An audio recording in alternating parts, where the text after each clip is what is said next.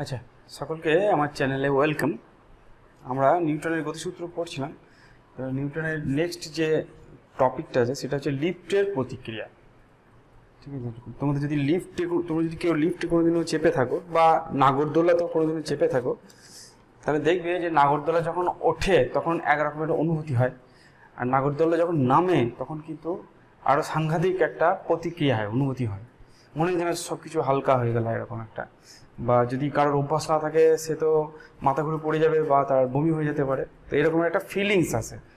লিফটে যখন ওপর দিকে ওঠে তখন এই ফিলিংসটা কম হয়, কারণ তখন নিজেকে ভারী ভারী মনে হয়। লিফটে যখন নেমে আসে তখন মনে হয় যেন সব শরীরটা হালকা হয়ে গেল, সমস্ত কিছু যেন ওপর দিকে উঠতে লেগেছে, এরকম একটা ফিলিংস হয়। তো এটা লিফট দিয়ে অ্যানালিসিস করা হয়, লিফট দিয়ে ব্যাখ্যা করা হয়। লিফট দিয়ে ব্যাখ্যা করা খুব সোজা, ওই জন্য লিফট দিয়ে ব্যাখ্যা করা হয়। চলো আমরা শুরু করি লিফটের প্রতিক্রিয়া। ঠিক আছে, এবার আমরা নিজেকে ভারী বা হালকা মনে করি, তার কারণ হচ্ছে যে পৃথিবী বা যেখানে আমরা দাঁড়িয়ে আছি সেই জায়গাটা আমাকে কতটা প্রতিক্রিয়া দিচ্ছে সেইটার উপর। তো আমরা জানি যে আমাদের ভর কোনো জায়গায় কমে না। আমরা এখান থাকলে আমার যা ভর হবে, আমি যদি চাঁদে যাই সেখানেও একই ভর হবে, তাই ভর কখনো কমে না। ওজনটা জি এর উপর নির্ভর করে। এটার উপরে কিন্তু আমরা নিজেকে কতটা ভারী বা কতটা হালকা এটা ফিল করি না। আমরা নিজেকে ভারী বা হালকা ফিল করি যে আমরা যার উপর দাঁড়িয়ে আছি সেই জায়গাটা আমাকে কতটা প্রতিক্রিয়া দিচ্ছে। যেমন মনে করো একটা বস্তু মেঝেতে এরকম দাঁড়িয়ে আছে, তাহলে মেঝের উপর তার ওজন পড়ছে mg, এর উপর এ কতটা ভারী বা হালকা এটা নির্ভর করে না। এই মেঝেটা কতটা প্রতিক্রিয়া দিচ্ছে তার উপর নির্ভর করবে যে এই বস্তুটা কতটা ভারী বা হালকা।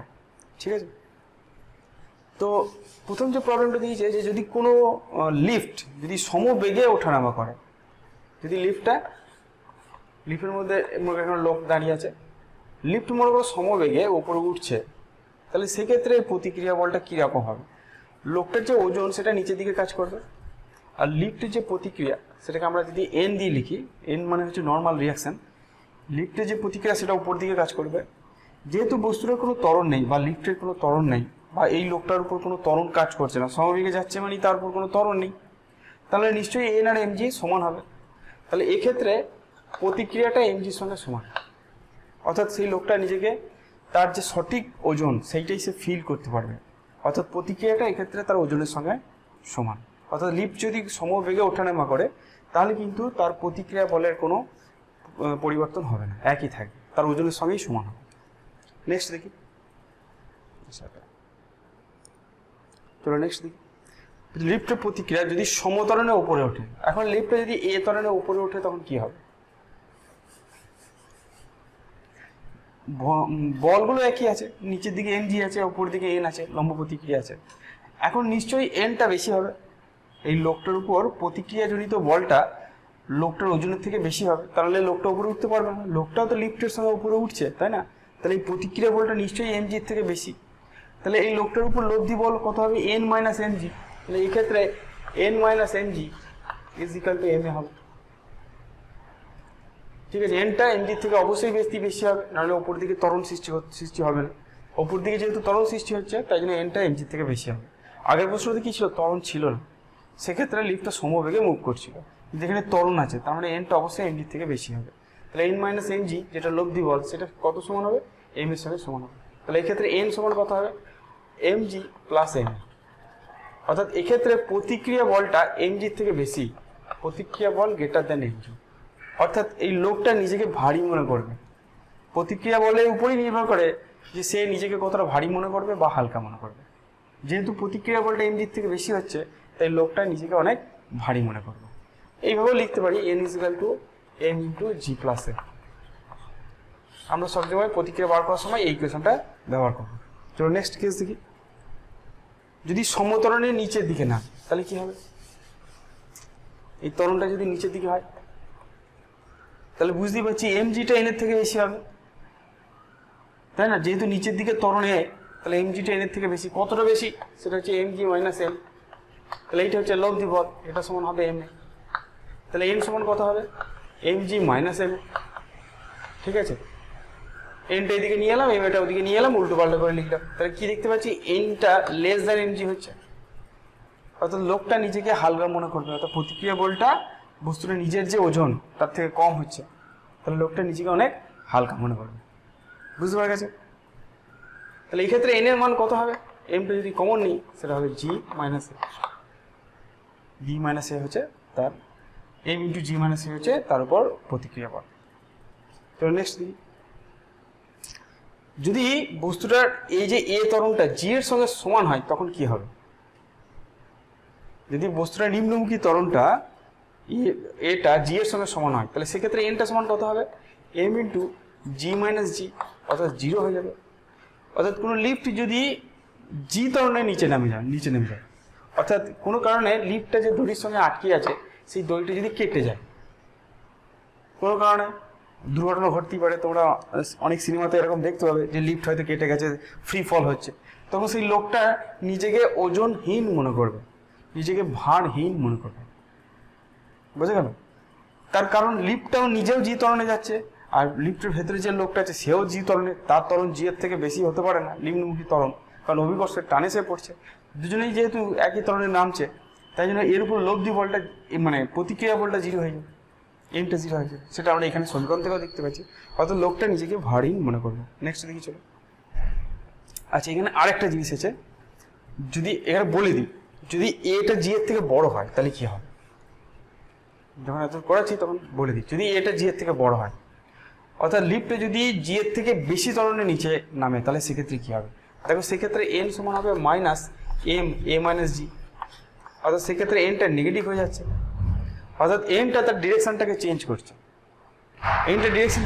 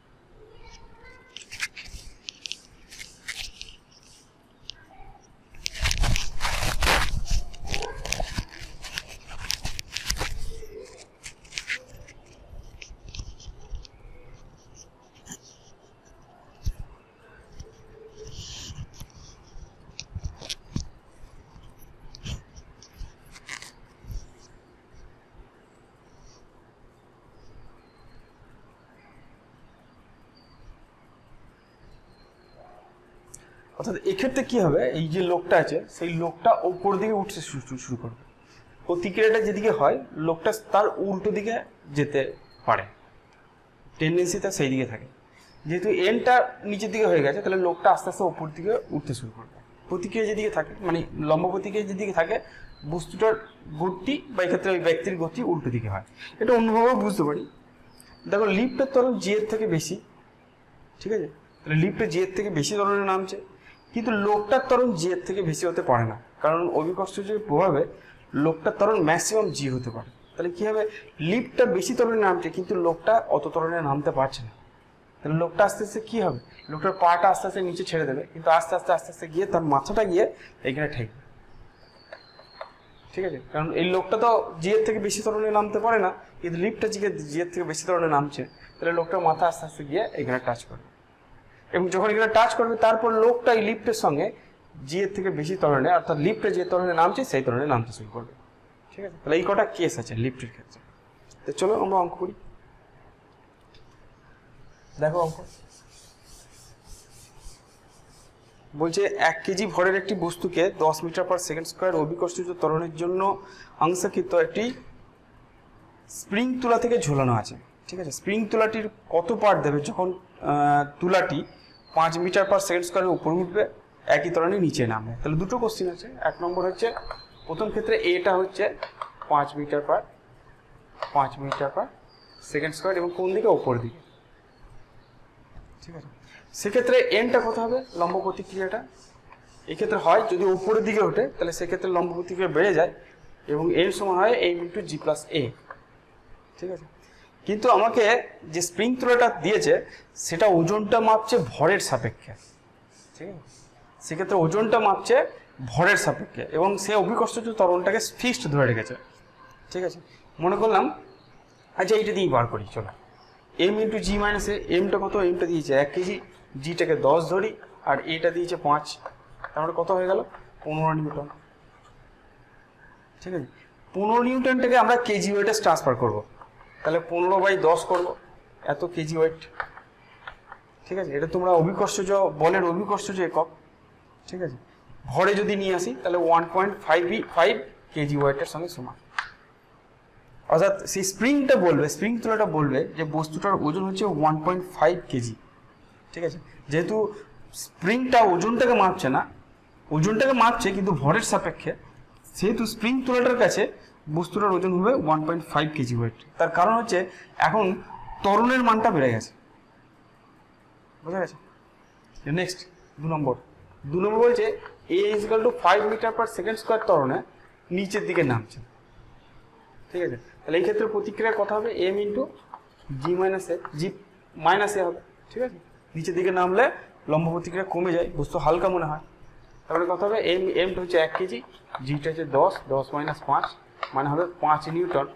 একে কেজি ওয়েটে নিয়ে এলে 5/10, 5/জি দিয়ে ভাগ করতে হয় অ্যাকচুয়ালি। ঠিক আছে, 5 নিউটন 5/জি, জি মানে হচ্ছে 10, এত কেজি ওয়েট হবে, তার মানে হচ্ছে 0.5 কেজি ওয়েট। তার মানে আমরা বলতে পারি এটা মানে হচ্ছে যে 5 নিউটন কত কেজি বলের সঙ্গে সমান। ঠিক আছে, 5 নিউটন কত কেজি ভরের ওজনের সঙ্গে সমান। মানে ওজন তো এটাকে এমজি দিয়ে যদি লিখি তাহলে এমটা 5/10 হবে, 5/জি হবে, তাহলে অত কেজি বলের সঙ্গে, অত কেজি ভরের একটা ওজনের যা হবে তার সঙ্গে সমান। অর্থাৎ এখন স্প্রিং তুলাটা 0.5 কেজি পরিমাপ করবে। যে বস্তুটার ওজন অ্যাকচুয়ালি 1 কেজি ছিল, সেটাকে যেহেতু পুরো স্প্রিং তুলাটা নিচের দিকে নামছে তাই বস্তুটা অনেক হালকা মনে হয়েছে এবং স্প্রিং তুলাটা এখন বলবে যে বস্তুটার ওজন হচ্ছে 0.5 কেজি। ঠিক আছে, বোঝা গেছে? চলো নেক্সট দেখি। দেখো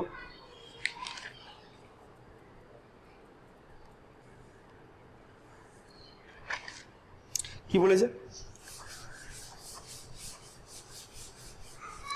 বলেছে 50 কেজি ভরের একজন লোক একটি লিফট অবস্থিত ওজন মাপার যন্ত্রে দাঁড়িয়ে আছে। যদি ওজন মাপার যন্ত্রের পার্ট 45 কেজি হয় তাহলে লিফটটির উপরে উঠছে না নিচে নামছে? লিফটটির ত্বরণ কত?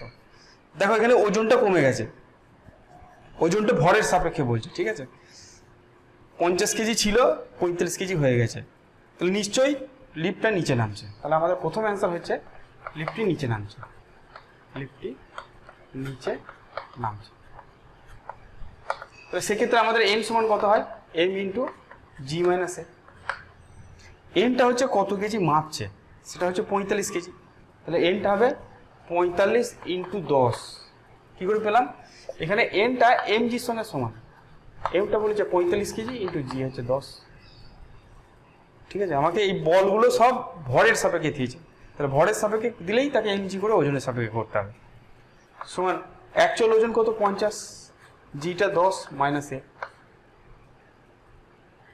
ঠিক আছে, তাহলে 10 মাইনাস এ সমান 45 ইন্টু 10/50, 0 কেটে গেল, 5 9 45, তাহলে এ সমান কত হবে?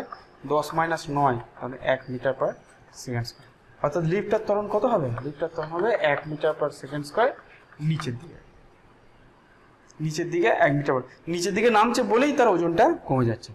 নেক্সট দেখি চলো।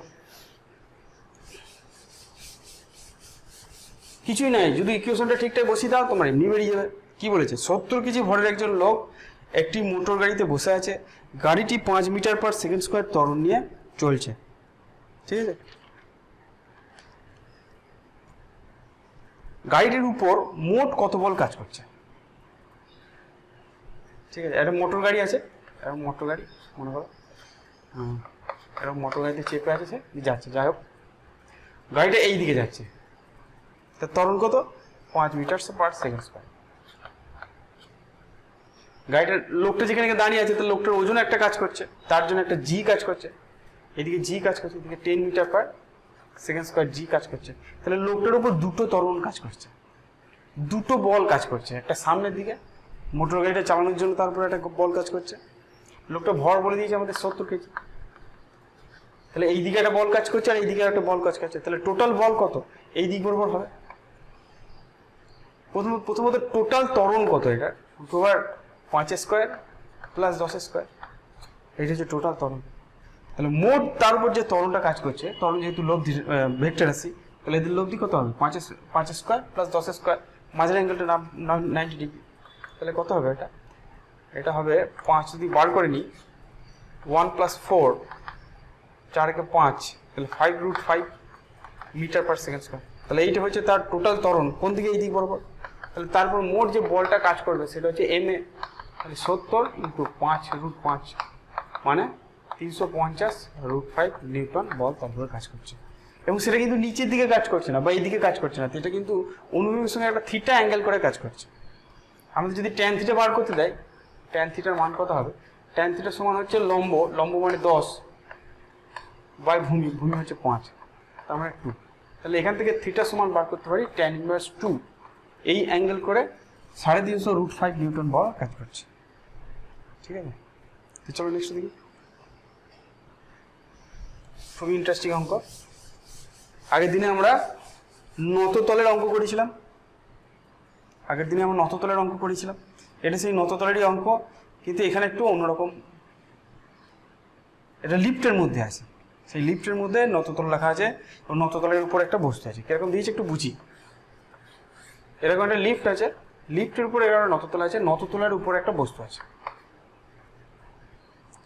তো এই নততলের নতি কোণটা বলে যে 30 ডিগ্রি, আর এই নিচের বাহুটাও বলে দিয়েছে 2/√3 মিটার, এটা নিচের বাহুটা, ঠিক আছে। লিফটটি ওপরে উঠছে কত ত্বরণে, 2 মিটার পার সেকেন্ড স্কোয়ার ত্বরণে ওপরে উঠছে। তো বলেছে যে এই বস্তুটা এখান থেকে এখানে নামতে কতক্ষণ সময় লাগবে জিজ্ঞেস করেছে, ঠিক আছে। এখান থেকে এখান পর্যন্ত নামতে তার কতক্ষণ সময় লাগবে সেটা আমাদের জিজ্ঞেস করেছে। দেখো লিফটে যখন উপর দিকে উঠছে, তখন লিফটের মধ্যে যে ত্বরণটা, লিফটের ভেতরে যে ত্বরণটা, বা লিফটে দাঁড়িয়ে যে লোকটা দাঁড়িয়ে থাকবে তার কাছে কিন্তু ত্বরণটা জি নয়, অভিকর্ষজ ত্বরণ নয়, তার থেকে বেশি, কারণ সেক্ষেত্রে ওজনটা বেড়ে যাচ্ছে। তাহলে লিফটের ভেতরে থাকা কোনো বস্তুর ক্ষেত্রে ত্বরণটা কত কাজ করবে, সে অভিকর্ষজ ত্বরণ কতটা ফিল করবে এটা বোঝা দরকার। যদি ওপর দিকে ওঠে তাহলে এন সমান কত হয়, m × g + a। এই এনটাকে আমরা আপাত ওজন বলতে পারি, W' বলতে পারি, তার আপাত ওজন। লিফটে চাপা থাকা অবস্থায় তার এটা আপাত ওজন। যদি লিফটে দাঁড়িয়ে থাকতো তাহলে ওজনটা mg হতো, সেটা তার প্রকৃত ওজন। লিফটে যখন উপর দিকে চলছে তখন তার ওজনটা বেড়ে গেছে, ভর তো পাল্টায় না, তাহলে W' আমরা mg' লিখতে পারি, যেখানে g' হচ্ছে আপাত অভিকর্ষজ ত্বরণ, সমান m × g + a। তাহলে g' কত হবে, g + a। অর্থাৎ এই বস্তুটার ক্ষেত্রে অভিকর্ষজ ত্বরণের মান g এর থেকে বেশি হবে, যেহেতু লিফটের উপর দিকে উঠছে।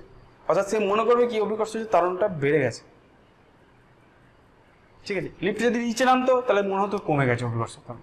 তাহলে এক্ষেত্রে এই লোকটার উপর অভিকর্ষজ ত্বরণ বা এই বস্তুটার উপর যে অভিকর্ষজ ত্বরণটা কাজ করবে সেটা হচ্ছে 10 + 2, এটা হচ্ছে 2, g এর মান 10, 12 মিটার পার সেকেন্ড স্কোয়ার, ঠিক আছে।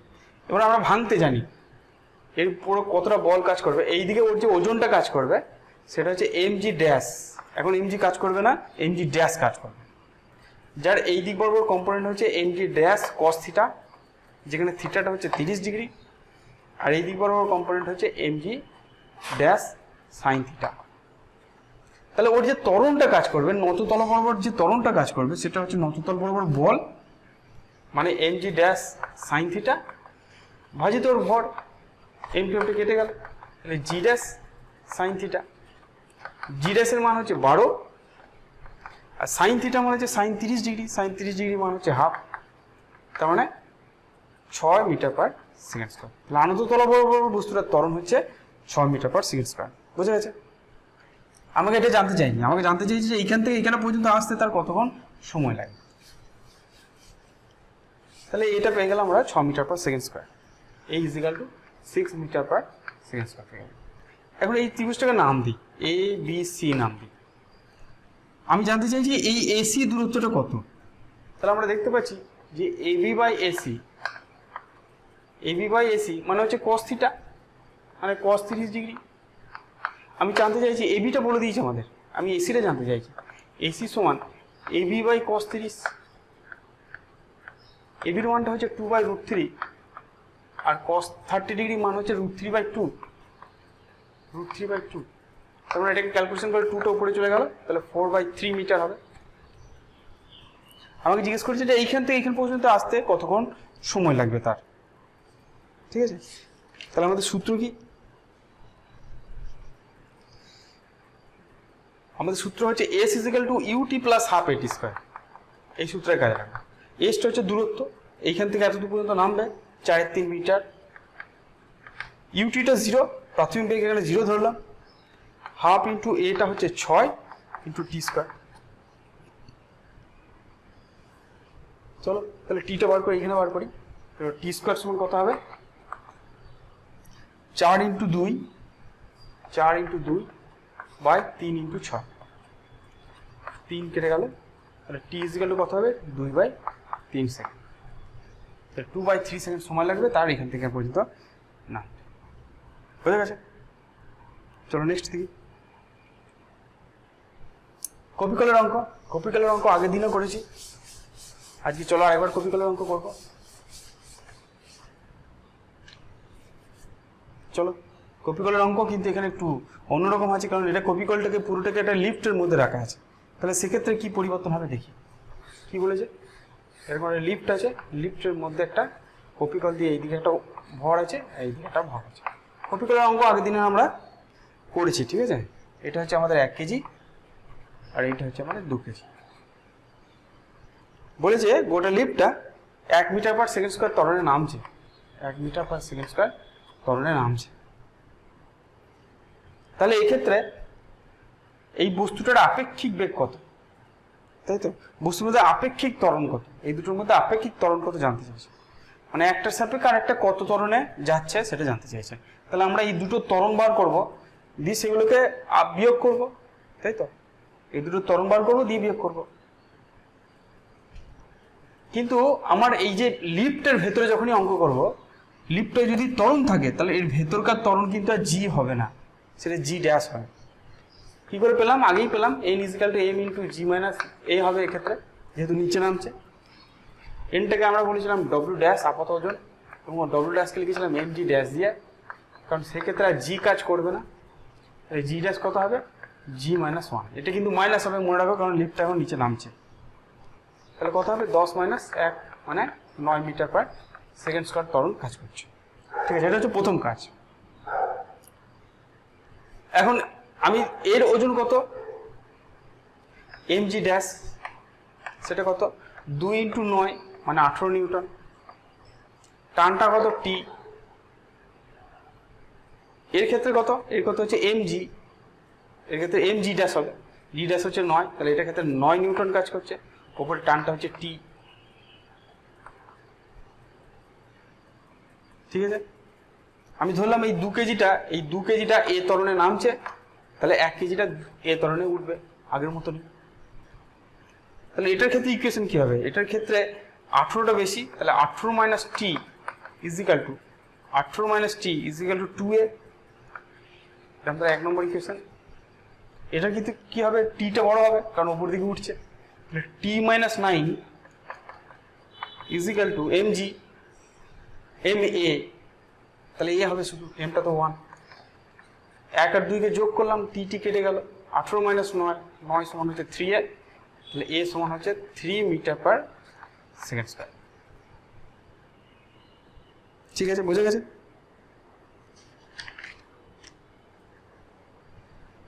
তার মানে আমরা কি দেখব, 2 কেজিটা 3 মিটার পার সেকেন্ড স্কয়ার ত্বরণে নামছে এবং 1 কেজিটা 3 মিটার পার সেকেন্ড স্কয়ার বেগে উঠছে। এগুলো এটা আমাদের চাই না, মানে আপেক্ষিক বেগ চাইছে।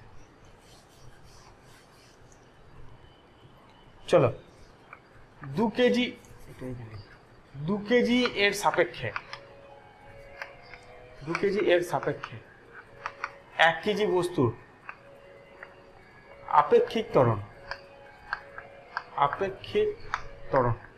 ভালো করে বুঝি কথা হবে। দেখো 2 কেজি বস্তুর ত্বরণ হচ্ছে 3 মিটার পার সেকেন্ড স্কয়ার, 2 কেজির সাপেক্ষে করেছি, তাহলে 2 কেজির যে ত্বরণ সেটাকে বিয়োগ করতে হবে। ঠিক আছে, আমরা ধরলাম কি ওপর দিকটাকে প্লাস ধরলাম আর নিচের দিকটাকে মাইনাস ধরলাম, তাহলে 2 কেজির বস্তু তার মানে কি 1 কেজির ত্বরণ মাইনাস 2 কেজির ত্বরণ, যার সাপেক্ষে বার করতে বলবে সেটাকে বিয়োগ করতে হবে। যেহেতু আমরা 2 কেজির সাপেক্ষে বার করছি, তাহলে 2 কেজির বস্তুর ত্বরণটাকে বাদ দিতে হবে। তাহলে 1 কেজি বস্তুর ত্বরণ কত 3 মিটার পার সেকেন্ড স্কয়ার, কিন্তু উপর দিকে, তাহলে প্লাস 3 মাইনাস 2 কেজির ত্বরণ কোন দিকে, 2 কেজির ত্বরণ নিচের দিকে, মানটা একই, তাহলে 2 কেজি বস্তুর ত্বরণ হচ্ছে মাইনাস 3, বুঝে গেল? তাহলে কত হবে, এটা প্লাস হয়ে গেল, 3 3 6 মিটার পার সেকেন্ড স্কয়ার। তাহলে 2 কেজি বস্তুটা 1 কেজি বস্তুকে 6 মিটার পার সেকেন্ড স্কয়ার ত্বরণে উপরে উঠতে দেবে। এখানে আরেকটা মজার জিনিস আছে, আপেক্ষিক বেগ আশা করি বুঝতে পেরেছ। চলো মুছে দিচ্ছি। এটা আরেকটা মজার জিনিস আছে, যদি কোনো লোক মাটি থেকে যদি 2 কেজি বস্তুকে দেখে, তাহলে ভূমির সাপেক্ষে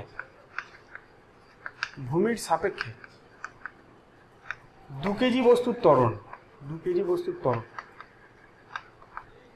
সমান হবে, 2 কেজি বস্তুর ত্বরণ হচ্ছে 3 নিচের দিকে, লিফটের ত্বরণটাও 1 মিটার পার সেকেন্ড স্কয়ার 3 নিচের দিকে। যে লোকটা এখানে দাঁড়িয়ে আছে সে কিন্তু 2 কেজি বস্তুটাকে 3 প্লাস 1 সমান 4 মিটার পার সেকেন্ড স্কয়ার বেগে নিচে নামতে দেখবে। 1 কেজি বস্তুটার ত্বরণ কি দেখবে, 1 কেজি বস্তুর ত্বরণ, তার ত্বরণ হচ্ছে উপর দিকে, তার সঙ্গে লিফটের ত্বরণটা বিয়োগ হবে এক্ষেত্রে, কারণ লিফটের নিচের দিকে নামছে, বস্তুর উপর দিকে উঠছিল, তাহলে লিফটের ত্বরণ হবে 2 মিটার পার সেকেন্ড স্কয়ার ওপরের দিকে, কারণ 3 মিটার পার সেকেন্ড স্কয়ারটা বড়, বুঝে গেছে? তাহলে এইভাবে যদি আমি লিফটের ভেতর থেকে মেজারমেন্ট করি, তাহলে দুজনেরই একজনের 3 মিটার পার সেকেন্ড স্কয়ার নামবে, একজন 3 মিটার পার সেকেন্ড স্কয়ার উঠবে। কিন্তু যে লোকটা ভূমিতে আছে সে কিন্তু 2 কেজির যে ত্বরণটা দেখবে তার সঙ্গে লিফটের ত্বরণটা যোগ করতে হবে, তারপরে ভূমির সাপেক্ষে আমরা ওই লোকটার ত্বরণ বার করতে পারবো বা ওই বস্তুটার ত্বরণ বার করতে পারবো। ঠিক আছে, তো নেক্সট দেখি। তো আমাদের লিফটের অঙ্কগুলো আশা করি তোমরা বুঝতে পেরেছ। আমরা যেগুলো মোটামুটি করতে পারবে, যেগুলো করে দিলে বাদবাকি অঙ্কগুলো করতে পারবে সেইগুলো করে দিলাম। এরপরে লিফটে দেখবে যা অঙ্ক দেবে তোমরা পারবে, অবশ্যই পারবে। এরপর আমরা শুরু করি যে রৈখিক ভরবেগের সংরক্ষণ সূত্র। খুব সোজা সূত্র, কঠিন কিছুই নেই। মনে করো একটা রেখায় দুটো বস্তু আছে, এরকম দুটো বস্তু আছে। এই বস্তুর ভর m1, এই বস্তুর ভর হচ্ছে m2, এই বস্তুটা হচ্ছে u1 বেগে যাচ্ছিল এবং এই বস্তুটা হচ্ছে u2 বেগ। u1টা হচ্ছে u2 থেকে বড়, তাহলে যদি এক রাস্তায় যায় এর বেগ যদি বেশি হয় তাহলে এই বস্তুটা কি করবে, একে ধাক্কা মারবে, তাই তো? একটা রেখায় মনে করো পাশ কাটানোর কোনো জায়গা নেই, যে ওভারটেক করবে তার কোনো জায়গা নেই, একমাত্র এক রাস্তায় যেতে হবে। তো যদি এর বেগ বেশি হয় একে কি ধাক্কা মারবে, মনে করলাম ধাক্কা মারার বেগ পর m1 বস্তুর বেগ হয়ে গেল v1 আর m2 বস্তুর বেগ হয়ে গেল v2। অবশ্যই v1টা লেস দেন v2 হবে, ধাক্কা মারার পর বেগ অবশ্যই কমে যাবে, তাহলে আবার ধাক্কা মারবে। তাহলে বলছে যে সংঘর্ষের আগে, এটা হচ্ছে সংঘর্ষের আগে আর এটা হচ্ছে সংঘর্ষের পরে। ভরবেগের সংরক্ষণ বলছে যে সংঘর্ষের আগে টোটাল ভরবেগ আর সংঘর্ষের পর টোটাল ভরবেগ একই থাকবে, অর্থাৎ m1 u1 plus m2 u2 equal to m1 v1 plus m2 v2 হবে। সংঘর্ষের আগে মোট ভরবেগ প্রথমটার ভরবেগ প্লাস দ্বিতীয়টা ভরবেগ সমান সংঘর্ষের পরে মোট ভরবেগ, প্রথমটার ভরবেগ দ্বিতীয়টা ভরবেগ। অনেকগুলো কেস দেয়, মানে অনেক রকমের জিনিস হতে পারে। যদি এই বস্তুটার বেগ এরকম হয়, তো সেক্ষেত্রে ইকুয়েশনটা এইখানে মাইনাস দিতে হবে, ঠিক আছে? কারণ ভরবেগ হচ্ছে ভেক্টর রাশি, এটার ভরবেগ যেদিকে এটার ভরবেগ তার উল্টো দিকে, খেয়াল রাখবে। যদি এরকম হয়ে যায়, সংঘর্ষের পরে দেখা গেল যে দুটো বস্তু জোড়া লেগে গেল, জোড়া লাগার পর তাদের একটাই বেগ হয়ে গেল ভি, তার ভর কত হবে m1 প্লাস m2। যদি এরকম কেস হয় তাহলে এই দিকটা কি হবে m1 plus m2 into V. এটা হচ্ছে সংঘর্ষের আগে m1 u1 minus m2 u2, minus হচ্ছে তার কারণ এই বস্তুটার বেগ উল্টো দিকে হয়ে গেছে। এবং এটার ক্ষেত্রে সংঘর্ষের পরে ভরবেগ হচ্ছে m1 প্লাস m2, ভর হয়ে গেছে, বেগটা আলাদা হয়ে গেছে, ঠিক আছে? এটা হচ্ছে একমাত্রিক গতির ভ্রমণবেগের সংরক্ষণ। দ্বিমাত্রিকের ক্ষেত্রেও আছে, যদি হয় সেরকম আমরা দ্বিমাত্রিক গতির ক্ষেত্রেও তোমাদের ইকুয়েশনগুলো দেখাবো। চলো নেক্সট দেখি। এবার যা আছে এখান থেকে অঙ্ক আছে। আচ্ছা, তো এই যে ভরবেগের বলেছে নিউটনের তৃতীয় গতি সূত্র থেকে ভরবেগের সংরক্ষণ সূত্র প্রমাণ করা। তো তার জন্য ছবিটা আমাকে আবার একবার আঁকতে হবে। মনে করো এইটা হচ্ছে আমাদের m1 বস্তু, তার বেগ হচ্ছে u1, এটা হচ্ছে m2 বস্তু, তার বেগ হচ্ছে u2। এটা দুজনের সংঘর্ষ ঘটালো, u1 গ্রেটার দেন u2 হওয়ার জন্য সংঘর্ষ ঘটালো, ফলে m1 বস্তুর বেগ হয়ে গেল v1 আর m2 বস্তুর বেগ হয়ে গেল v2। ঠিক আছে, ঠিক আছে। তার মানে সংঘর্ষ হচ্ছে মানে কি হচ্ছে, এ এর উপর একটা বল প্রয়োগ করছে, এর উপর একটা বল প্রয়োগ করছে। ধরলাম যে m1 বস্তুটা m2 বস্তুর উপর t সময় ধরে বল প্রয়োগ করছে, তাহলে t সময় ধরে বল প্রয়োগ হচ্ছে, t সময় ধরে সংস্পর্শে থাকছে, সবচেয়ে ভালো। সংস্পর্শে থাকছে মানেই বল প্রয়োগ করছে।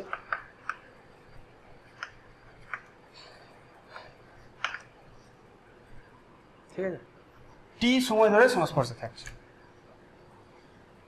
তাহলে m1 m2 বস্তুর উপর বল প্রয়োগ করছে। তাহলে সেটাকে যদি যে বলটা প্রয়োগ করছে সেটাকে যদি F12 বলি, F12 কত হবে? F12 কত হবে? F12 হবে m1 বস্তুর ভরবেগের পরিবর্তনের হার, সেটা কত? m1 v1 minus m1 u1 by t। ঠিক আছে, m1 বস্তুটা কত বল প্রয়োগ করছে সেটা কি করবো, বা না এটা সরি F1 হবে না, এবার এটা 2-1। চলো চলো দাঁড়াও, F12 করি, চলো 1 এর উপর বল 2 এর জন্য। চলো ভালো করে বুঝি। যদি বলে যে 2 নম্বর বস্তুটা 1 নম্বর বস্তুর উপর কত বল প্রয়োগ করছে, 2 নম্বর বস্তুটা 1 নম্বর বস্তুর উপর কতটা বল প্রয়োগ করেছে, সেটা হচ্ছে 1 নম্বর বস্তুর ভরবেগের পরিবর্তনের হার m1 v1 minus m1 u1 by t। পরের ভরবেগ হচ্ছে m1 v1, আগের ভরবেগ হচ্ছে m1 u1 বাই t। তাহলে এইটা হচ্ছে m1 যে বস্তু আছে তার ভরবেগের পরিবর্তন হার, তাহলে m1 বস্তুর উপর ক্রিয়াশীল বল হচ্ছে এইটাই। ঠিক আছে, এটা কে প্রয়োগ করেছে? m2। তাহলে 1 এর উপর 2 দ্বারা প্রযুক্ত বল, ঠিক একই অপর 2 এর উপর 1 দ্বারা প্রযুক্ত বল, অর্থাৎ 1 নম্বর বস্তুটা 2 নম্বর বস্তুর উপর কত বল প্রয়োগ করেছে, সেটা হচ্ছে 2 নম্বর বস্তুর ভরবেগের পরিবর্তনের হার, সেটা কত হবে? m2 v2 minus m2 u2 by t। 2 নম্বর বস্তুর ভরবেগের পরিবর্তনের হার, এটা হচ্ছে এইটা প্রয়োগ করছে কে? 2 নম্বর প্রয়োগ করছে 1 এর উপর, তাহলে 1 এর ভরবেগের পরিবর্তনের হার হবে। এটা কি হবে? 1 নম্বর প্রয়োগ করছে 2 নম্বরের উপর, তাহলে 2 নম্বর ভরবেগের পরিবর্তনের হার হবে। নিউটনের থার্ড ল বলছে যে F12 is equal two minus F21 হবে, অর্থাৎ 1 নম্বর বস্তুটা 2 নম্বরের উপর যে বলটা প্রয়োগ করবে 2 নম্বর বস্তুটাও সমান এবং বিপরীত দিকে একই বল প্রয়োগ করবে। নিউটনের থার্ড ল, সমান, দুটোর মানই সমান কিন্তু বিপরীত দিকে। অর্থাৎ আমরা কি বলতে পারি? অর্থাৎ বলতে পারি এইটা সমান minus m2 v2 minus m2 u2 by t। বুঝে গেল? F21টাকে মাইনাস করেছি, তাহলে এইটাকে মাইনাস দিয়ে আগে লিখেছি, টিটা কেটে গেল, টিটা কেটে গেল, তাহলে কি হবে? m1 v1 minus m1 u1 is equal two minus m2 v2 plus m2 u2। এটাকে ওদিকে নিয়ে যায়, তাহলে কি হবে? m1 v1 plus m2 v2 is equal two, এটাকে এদিকে নিয়ে আসি, m1 u1 plus MP, plus proof হয়ে গেল। এটা তো ভরবেগের সংরক্ষণ সূত্র, ঠিক আছে? এটাই ভরবেগের সংরক্ষণ সূত্র। সংঘর্ষের পরে ভরবেগ এবং সংঘর্ষের আগে ভরবেগ একই থাকবে। এটা উল্টোও করা যায়, ঠিক আছে? যদি বলে যে ভরবেগের সংরক্ষণ থেকে নিউটনের থার্ড ল প্রমাণ করো, তাহলে আমাকে বিপরীত স্টেপগুলো করে আমরা ওই ভরবেগের সংরক্ষণ থেকে নিউটনের থার্ড লতে আসতে পারি, একই ব্যাপার, কোনো অসুবিধা নেই। এবার আসছে বন্দুকের প্রতিক্ষেপ বেগ।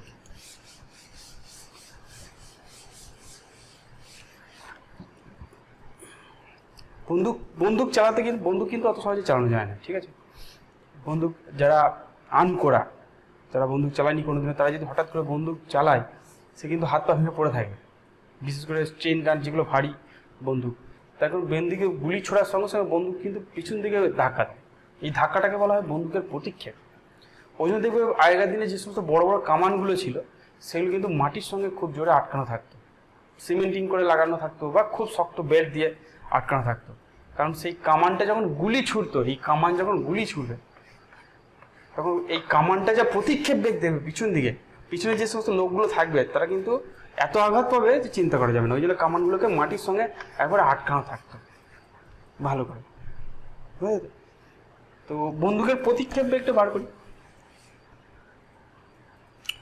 মনে করো এই হচ্ছে আমাদের একটা বন্দুক, ঠিক আছে?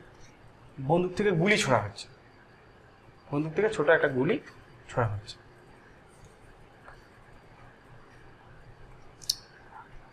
মনে করলাম বন্দুকটার ভর হচ্ছে এম আর গুলিটার ভর হচ্ছে ছোট হাতের এম। বন্দুকটার বেগ হচ্ছে ছোট হাতের ভি, গুলিটার বেগ হচ্ছে ছোট হাতের ভি। তাহলে বন্দুকটার বেগ কত হবে জানতে চাইছি। এই বন্দুকটার বেগটাই হচ্ছে প্রতিক্ষেপ বেগ। দেখো যখন গুলি ছড়ি নাই তখন তার ভরবেগ শূন্য। গুলি ছোড়ার আগে বন্দুক এবং গুলির ভরবেগ শূন্য, তাই তো? দুটোই তো স্থির আছে। গুলি ছোড়ার পর মোট ভরবেগ কত হবে? বন্দুকের ভরবেগ হবে এম ভি আর গুলির ভরবেগ হচ্ছে এম ভি। তাহলে ভরবেগের সংরক্ষণ তাই বলছে যে সংঘর্ষের আগে ভরবেগ, সংঘর্ষের পরে ভরবেগ সমান হবে। সংঘর্ষের আগে ভরবেগ হচ্ছে 0, কারণ বন্দুকটা স্থির আছে। আর সংঘর্ষের পরে ভরবেগ কত? বন্দুকের ভরবেগ হচ্ছে এম ভি আর গুলির ভরবেগ হচ্ছে ছোট হাতের এম, ছোট হাতের ভি। তাহলে আমরা লিখতে পারি বড় হাতের এম ভি সমান মাইনাস হবে এম ভি। তাহলে বড় হাতের ভি সমান minus M by m into ছোট হাতের ভি। এখানে দুটো জিনিস লক্ষ্য করতে হবে। একটা হচ্ছে যে যেহেতু এমটা বড় হাতের এমটা এম এর থেকে অনেক বড় হয়, তাই বড় হাতের ভিটা ছোট হাতের ভি থেকে অনেক ছোট হয়, অর্থাৎ বন্দুকটার বেগ অনেক কম হবে। দ্বিতীয় হচ্ছে নেগেটিভ সাইন। নেগেটিভ সাইনটা কি ইন্ডিকেট করছে? গুলিটা যেদিকে যাবে বন্দুকটা তার উল্টো দিকে যাবে। এইটিকে বলা হয় বন্দুকের প্রতিক্ষেপ বেগ, ঠিক আছে? চলো আমরা দেখি, ক্যালকুলেশন করি। কি বলেছে? বলছে 4 কেজি ভরের একটি বন্দুক থেকে 500 মিটার পার সেকেন্ড বেগে 6 গ্রাম ভরের গুলি ছুড়লে বন্দুকটির প্রতিক্ষেপ বেগ নির্ণয়।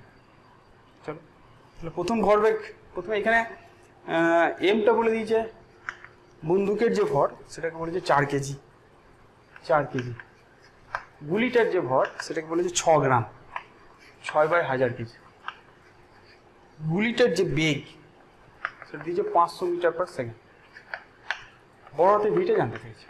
তাহলে ভরবেগের সংরক্ষণ হচ্ছে 0 অনুযায়ী M V plus m v. একবার লিখে দেবে, যদিও আমরা সূত্র জানি তাও আমরা লিখে দেবে। আমাদের এখানে ভিটা বার করতে বলেছে, ভি সমান কত হবে? Minus M V by M. বার করার সময় মাইনাস ছোট হাতের এমটা হচ্ছে 6/1000, ছোট হাতের ভিটা হচ্ছে 500 ডিভাইড বাই বড় হাতের এমটা হচ্ছে 4 কেজি। 2 2 3 6, তাহলে মাইনাস 3 4 বা মাইনাস 0.4 0.75 মিটার পার সেকেন্ড। তাহলে এইটাই হচ্ছে আমাদের বন্দুকের প্রতিক্ষেপ বেগ। নেগেটিভ চিহ্ন থেকে বোঝা যাচ্ছে যে বন্দুকটা উল্টো দিকে যাবে। আর এই বেগটা কম নয়, কিন্তু এই বেগটা প্রচুর বেগ। এই বেগের সঙ্গে ভরটা গুণ হবে, ভর বেগ হবে, এবং সেইটা আমাদেরকে ধাক্কা মারবে। শুধু বেগ দেখলে তো হবে না, আমাকে তার ভরটাও দেখতে হবে। এই ভর এবং বেগ মিলিয়ে যে জিনিসটা তৈরি হচ্ছে সেইটা আমাদের শরীরে এসে আঘাত করবে, বুঝে গেছে? এইটাই হচ্ছে আমাদের প্রতিক্ষেপ বেগ। চলো নেক্সট দেখি।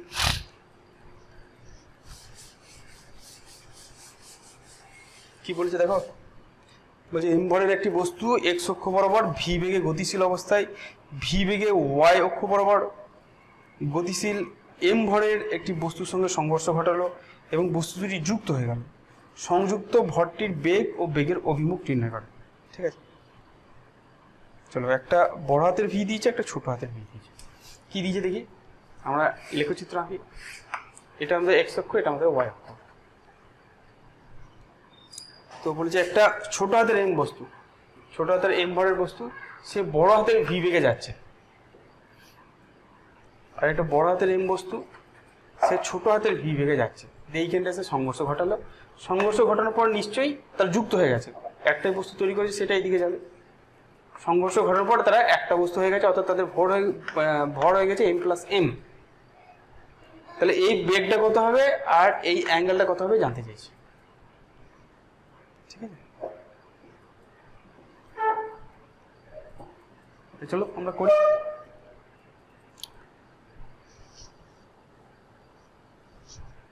মনে করলাম যে সংযুক্ত হওয়ার পর তার বেগটা হবে ভি ড্যাশ।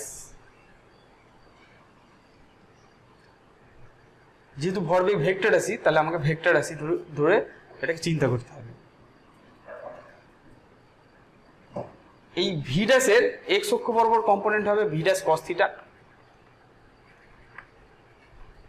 আর এই দ্বি বরাবর কম্পোনেন্ট হবে ভি ড্যাশ সাইন থিটা। ঠিক আছে, যদি ভেক্টর হিসেবে ভাবি আমরা, তাহলে সংঘর্ষের আগে মোট ভরবেগ কত, এইটার ভরবেগ কত, এম বড় হাতের ভি, ছোট হাতের এম বড় হাতের ভি আই ক্যাপ প্লাস এইটার ভরবেগ কত, বড় হাতের এম ছোট হাতের ভি জে ক্যাপ। ঠিক আছে, সংঘর্ষের পরে কত ভরবেগ হলো, ভর হচ্ছে এম প্লাস এম, ভর হচ্ছে এম প্লাস এম, ভরটা স্কেলার আছে। বেগটা কত হয়েছে, ভি ড্যাশের এদিক বড় উপাংশ হচ্ছে ভি ড্যাশ কস থিটা, এটা I cap plus V dash sine theta J cap. ঠিক আছে, এটা এইভাবেও করতে পারি, আরেকটা ভাবে করার নিয়ম আছে, সেভাবেও করতে পারি। তো এইভাবে যদি করি, তাহলে আমাকে যদি ভি ড্যাশ বার করতে বলে,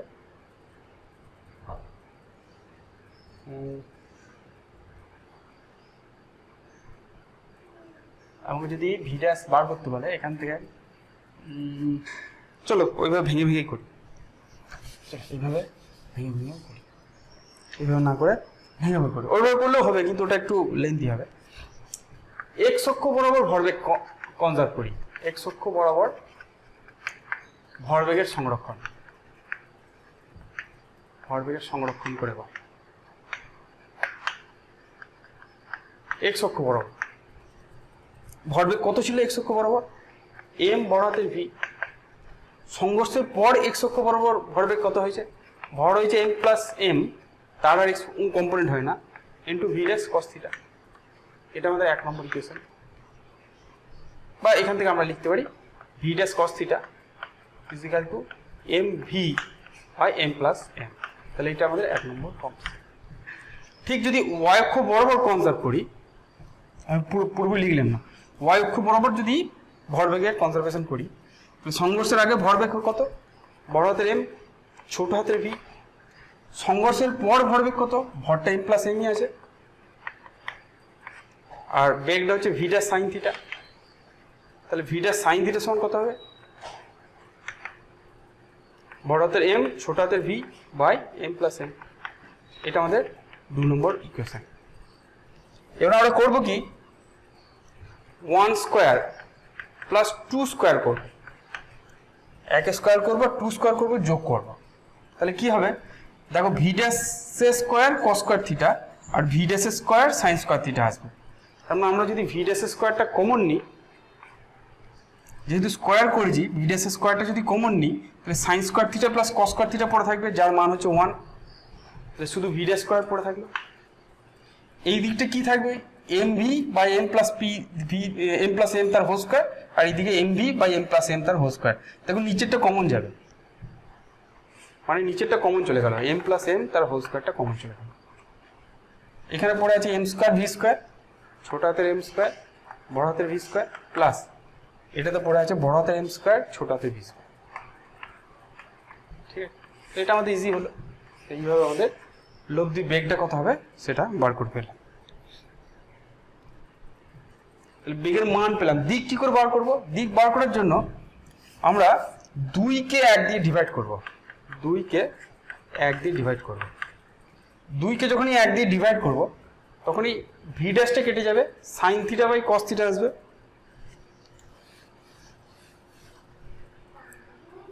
ভি ড্যাশটা কেটে যাবে, sine theta by cos theta মানে ট্যান থিটা আসবে। যখন এইটাকে এইটা দিয়ে ডিভাইড করব এম প্লাস এমটা কেটে যাবে, উপরে থাকবে বড় হাতের এম ছোট হাতের ভি আর নিচেটা থাকবে ছোট হাতের এম বড় হাতের ভি। তাহলে এইটাই হচ্ছে ট্যান থিটার সমীকরণ। এখান থেকে থিটাটা বার করতে পারবো।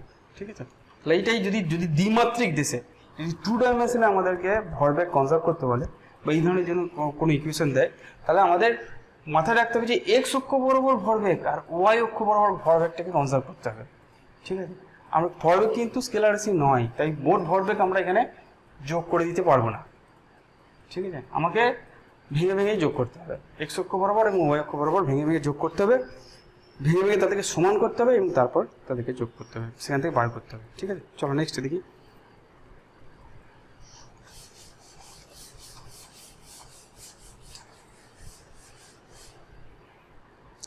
বলছি 50 কেজি ভরের কোনো বস্তুকে 100 মিটার পার সেকেন্ড বেগে উল্লম্ব রেখা বরাবর উপর দিকে ছোড়া হলো। ঠিক আছে,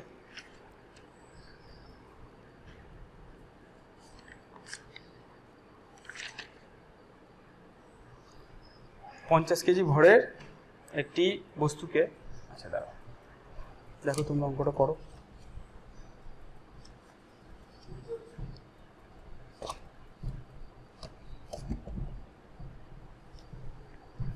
চলো দেখি। 50 কেজি ভরের একটি বস্তুকে 100 মিটার পার সেকেন্ড বেগে উল্লম্ব রেখা বরাবর উপর দিকে ছোড়া হলো। 5 সেকেন্ড পর বিস্ফোরণের ফলে বস্তুটি 2 টুকরো হয়ে যায় এবং 20 কেজি ভরের একটি টুকরো উল্লম্বভাবে 150 মিটার পার সেকেন্ড বেগে উপর দিকে উঠে যায়। অপর টুকরোটির বেগ কত?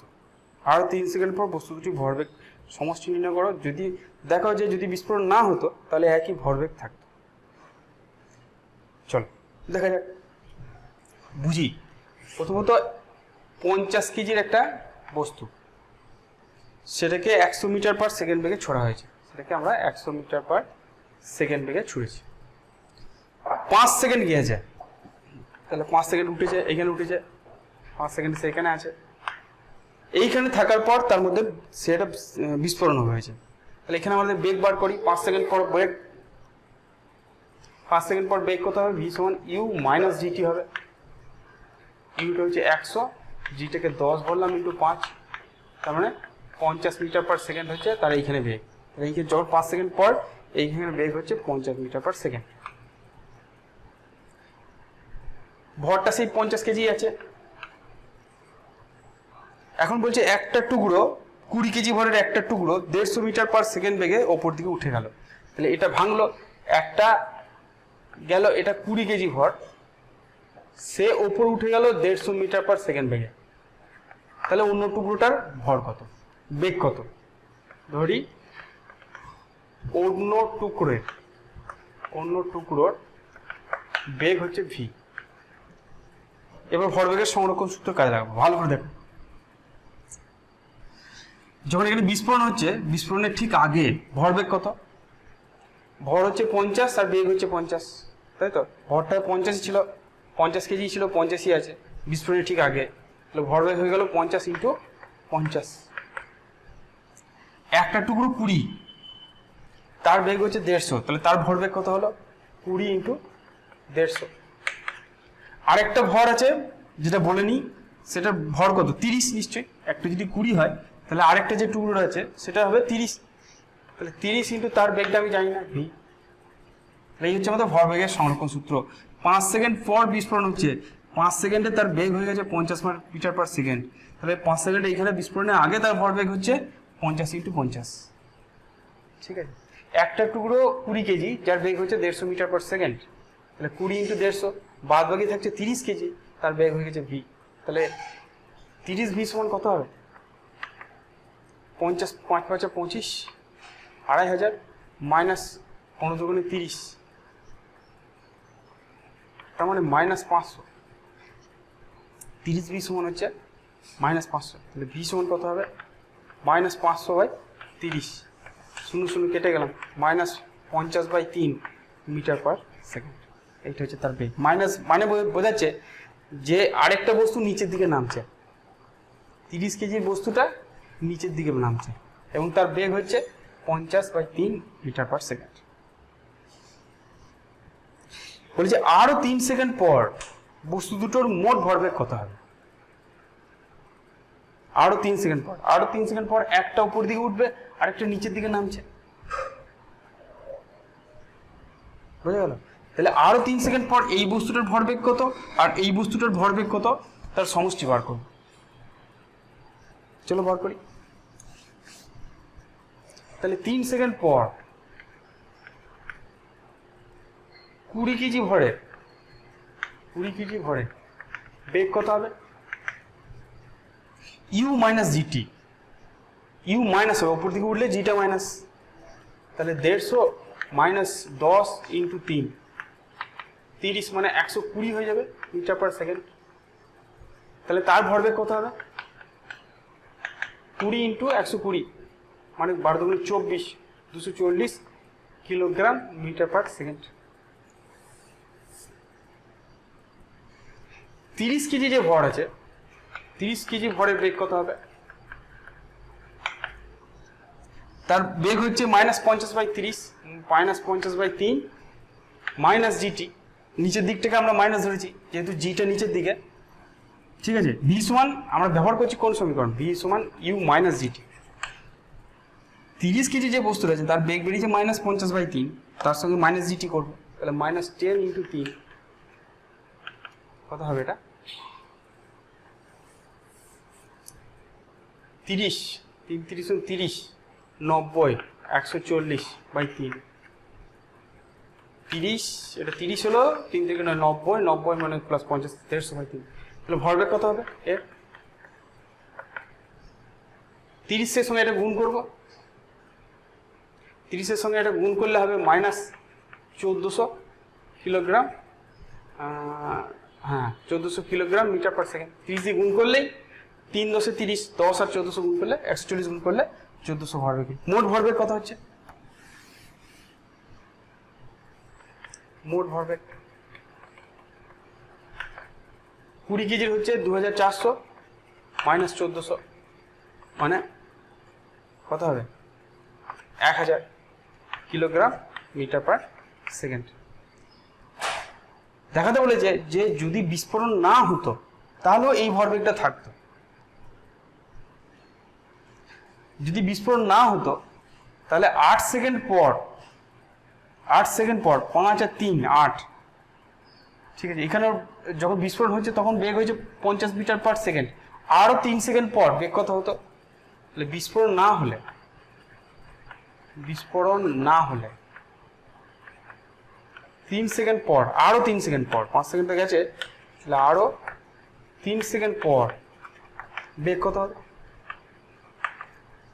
ইউ মাইনাস জিটি, ইউটা বিস্ফোরণের আগে বেগ 50 মিটার পার সেকেন্ড, তাহলে 50 মাইনাস জিটি হচ্ছে 10 ইন্টু 3 মানে 20 মিটার পার সেকেন্ড। তাহলে ভরবেগ কত হতো? যদি বিস্ফোরণ না হতো ভরটা 50 কেজি থাকতো, তাহলে 50 ইন্টু 20 মানে 1000 কিলোগ্রাম মিটার পার সেকেন্ড। তাহলে ভরবেগের সংরক্ষণ সূত্র প্রমাণ হচ্ছে যে যদি বিস্ফোরণ না হতো তাহলে কিন্তু ভরবেগটা একই থাকতো। আমরা যদি প্রত্যেকটা মুহূর্তে ভরবেগ ক্যালকুলেশন করি তাহলে কিন্তু তার ভরবেগ একই থাকবে, ঠিকঠাক ক্যালকুলেশন করতে পারলেই হবে। বুঝে গেছে? চলো নেক্সট দেখি।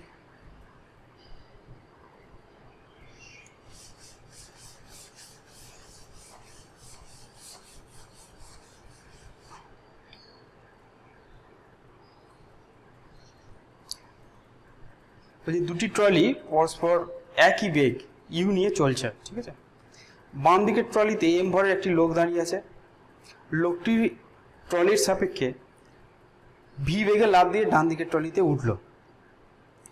যদি প্রতি ট্রলির ভর এম হয় তাহলে লোকটি লাফ দেওয়ার পর ট্রলি দুটির বেগ কত হবে। ঠিক আছে, চলো মনে করো এরকম এই একটা ট্রলি আছে আর এরকম একটা ট্রলি আছে, একজন লোক এখানে দাঁড়িয়ে আছে।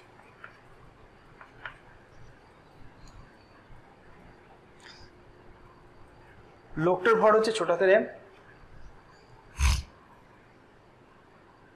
লোক দাঁড়িয়ে আছে, লোকটির সাপেক্ষে লোকটি ট্রলি সাপেক্ষে, আচ্ছা প্রত্যেকটা ট্রলি ইউ বেগে যাচ্ছে, এটার ইউ বেগ, এটাও ইউ বেগে যাচ্ছে, এটা খালি আছে। যদি প্রতি ট্রলির ভর এম হয়, এই ট্রলিটার ভর হচ্ছে এম, এই ট্রলিটার ভর হচ্ছে এম। এখন বলে যে এই ট্রলিটা এখানে জাম্প করে, এই লোকটা এখানে জাম্প করে, তাহলে এই ট্রলিটার বেগ কত হবে, এই ট্রলিটার বেগ কত হবে। এটা হচ্ছে প্রথম ট্রলি, এটা হচ্ছে দ্বিতীয় ট্রলি। ট্রলি দুটির বেগ কত হবে জানতে চাইছি। প্রথম ট্রলিটা দেখি, লাফ দেওয়ার আগে সংঘর্ষ, এটাও সংঘর্ষের অঙ্ক, এটার ক্ষেত্রে প্রথম ট্রলিটার ক্ষেত্রে লাফ দেওয়ার আগে মোট ভরবেগ কত, m plus m into u. লোকটা যখন লাফ দিয়ে চলে গেল তখন তার ভর কত, এম। যদি ওর বেগ v1 ধরি তাহলে ভরবেগ হয়ে গেল এম ইউ1 প্লাস লোকটা চলে গেছে, তো লোকটা কত বেগে লাফ দিয়েছে, লোকটা ট্রলির সাপেক্ষে ভি বেগে লাফ দিয়েছে, তাহলে ভি বেগে লাফ দিয়েছে, তাহলে প্লাস এম ইউ হবে, এম ভি হবে। ঠিক আছে, আবার বলি, যখন লাফ দেওয়ার আগে ভর হচ্ছে এম প্লাস এম, বেগ হচ্ছে ইউ, দুজনে একই বেগে যাচ্ছে। লাফ দেওয়ার পর ভরবেগ কত হলো, ট্রলিটার ভরবেগ হচ্ছে এম ইন্টু ভি1, ধরলাম ট্রলিটার বেগ হয়ে গেছে ভি1, এবং লোকটার ভরবেগ কত, এম ইন্টু ভি, ছোট হাতের এম ইন্টু ভি। আমাকে ভি1টা বার করতে বলেছে, তাহলে এম ভি1 is equal to m plus m into u plus m v minus M v, এটা ওদিকে যাবে। যদি ভি1টা বার করে দিই বাই এম হবে। এইটাই হচ্ছে ট্রলিটার বেগ যখন লোকটা লাফ দিয়ে পড়বে। এটা হচ্ছে প্রথম ট্রলি। দ্বিতীয় ট্রলিটার কি হবে, লাফ দেওয়ার আগে দ্বিতীয় ট্রলিটার ভরবেগ হচ্ছে এম ইউ, যখন আচ্ছা প্লাস লাফ দেওয়ার আগে এই লোকটা তো লাফ দিচ্ছে, লাফ দেওয়ার আগে এরও একটা ত্বরণ আছে, এরও একটা ভরবেগ আছে, যে লোকটা লাফ দিচ্ছে তারও ভরবেগ আছে, তার ভরবেগ হচ্ছে এম ইন্টু ভি। ধরলাম মানে আমরা ধরলাম যে লাফ দেওয়ার পর যখন এই লোকটা ট্রলিতে এলো তখন তার ভর হয়ে গেল এম প্লাস এম এবং বেগটা হয়ে গেল ভি2, তাহলে ভি2 সমান কত হবে, m u plus m V by M plus m. ঠিক আছে, তাহলে একটু ঠিকঠাক করে খেয়াল করে করবে, তাহলে তোমাদের বেরিয়ে যাবে।